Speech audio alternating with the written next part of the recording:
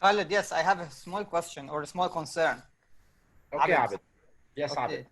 Abed. What if our customer is insisting on a brand and khalas, he want to go with it, but we have a history with other clients who use the same brand and his system failed during how to tell him this message without talking ill about our competition or about that brand, how to convey this message to him.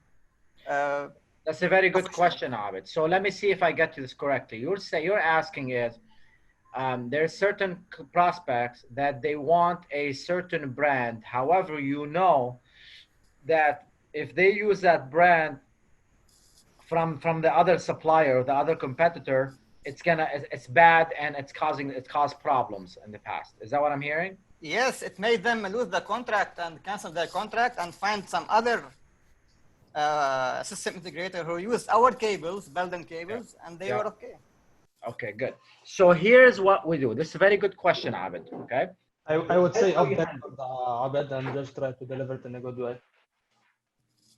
Here's how you handle this specifically. It's called third-party story. Yes. Third-party story. Shiani, what does that mean, third-party story? You want to share a story. You want to talk about a story. You don't name companies. You just talk about story. Mr. Prospect, I'll be more than happy to give you this specific brand that you're talking to me about. But may I share with you a short story? Okay, go ahead. In the past, we worked with clients who they requested from us to work with that specific brand. Okay, and here's what happened. Okay, they went through this, they went through this, they went through this, and it cost them that much money. Okay, now I don't suppose that you want to go through this. Are you sure you want to go through this? That's it. You use a third-party story. You don't name companies, okay? But you tell them that you had prospects who've done this in the past. They asked you about this specific brand. You saw, they went with it, and here's what happened with it. You don't name the company. You just tell them that this is what happened. And now you use the negative question in the end. I don't suppose that's something you want to happen to you, would you? No, I don't want.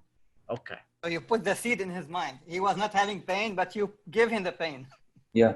You're being honest, Abed. Yes, aren't you being honest? Of course, of course. Yeah, you're just being honest. Like, look, I'm more than happy to sell you. This is a true story, by the way.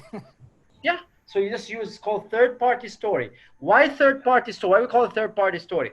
Third-party story is a way that you plant seeds, just like what you said, Abed. You're planting seeds without telling them what to do and what not to do, but you're sharing a story about someone else that happened to them.